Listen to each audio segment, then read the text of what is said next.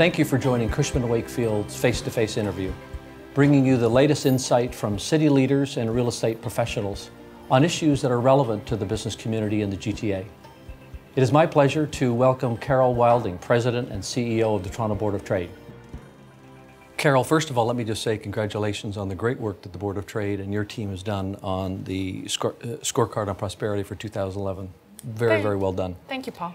So there's a lot happening in this great city of ours. We have a new mayor, there's a provincial budget, potentially a new election on the provincial side, and also we recently announced a federal election. Could you help us understand what this means to businesses in the GTA? Well, first, it's quite the convergence or the synchronous of three off of one election and two elections coming, a provincial and a federal, with the release of this scorecard is actually very positive. It's quite timely. What the scorecard does is basically says, overall for Toronto, we're doing quite well. It is, as we like to say, a powerhouse of people, of businesses and communities, but there are some nagging structural problems and issues for the longer term prosperity that we can take advantage of the findings here to advocate to all the parties in the provincial and federal election. Specifically, our key issues and the key findings are infrastructure, our underinvestment in infrastructure, our need to invest more business capital into productivity enhancing things, which would be such as machinery and equipments, and the need really to look at the economy from a regional perspective. You would know that in talking with your businesses and the tenants, municipal borders are meaningless. Businesses transact and look at urban economies from a regional perspective. And Toronto should be no different in that regard compared to London or Boston or Paris. So those are the key findings in the report.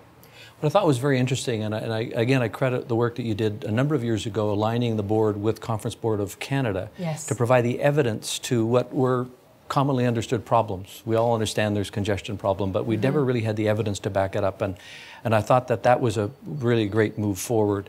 As well as the work on venture capital that I think the board has done. And I know from our business we see a very strong demand for new office buildings downtown. We've had 4 new office buildings announced and built in the last 5 years, potentially 2 new buildings this year. So there's a strong wind at our back, it seems. What can the business community do more to help take advantage of this activity and the focus on some of the key issues? Well, what this report also says is that on a relative basis, Canada and particularly Toronto have come out of the recent Great Recession in a very positive way. We bounced back fairly quickly. So that's the good news, and you're seeing that in terms of the activity with your tenants and prospective tenants. But there are some things that businesses can do. One is that a lot of cash has been on the side for a period of time, but now there's an optimism, cautious, but there's an optimism and a confidence. So we're looking for businesses to act on that confidence and invest. Invest that in terms of the productivity things, so invest that in more technology and other productivity enhancing investments. That's one that we want them. We also want them to participate more, and participating more would be opportunities around public-private partnerships. We see other urban regions leading in that regard, and Toronto has a huge opportunity for this. We've seen it provincially in healthcare and in building hospitals. We'd now like to extend that into infrastructure, and I think with the new administration in the city and an openness to that, we have a big opportunity. So that's another way. And the third is continue to advocate.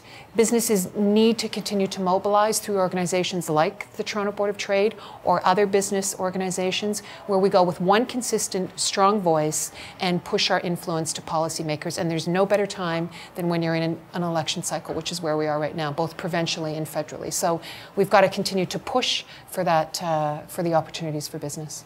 Good for you, and I think that's an area of strength that the board took on responsibility in the Vote Toronto or at the city election level. Should we expect more activity from the board now that we've started the federal election? Absolutely. So we did it for the Vote Toronto 2010, and it was very effective. We're doing it provincially with our Vote Ontario 2011 campaign, pushing on jobs and infrastructure, and we're now doing it federally. In particular, we're pushing for a national urban agenda and a national transit strategy. And given that we're only in the early days of the federal election process, and we're starting to hear all the parties speak about potentially a national urban strategy and a national transit strategy, we're saying already that's great news. So we've got to keep that voice loud and strong and continue to push. Carol, on behalf of my colleagues at Cushman & Wakefield, thank you very much for coming in and taking the time to share your insights with us today. Thanks very much, Paul.